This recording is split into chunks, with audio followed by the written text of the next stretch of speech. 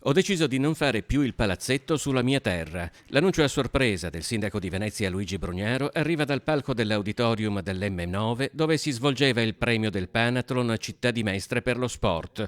Un annuncio a sorpresa su uno dei temi caldi della politica cittadina, motivato dal sindaco con un non lo faccio più perché non voglio che qualcuno possa dire che ci guadagno qualcosa. In effetti la questione Pili è tra quelle che hanno fatto più discutere nell'ambito dei presunti conflitti di interesse di Brugnaro tra la sua carica di sindaco e la sua veste di imprenditore. Oggetto di interrogazioni delle opposizioni in Consiglio Comunale e di inchieste giornalistiche su testate nazionali, i Pili sono stati anche oggetto di interrogazioni parlamentari, con particolare riferimento all'ultima variante urbanistica del comune.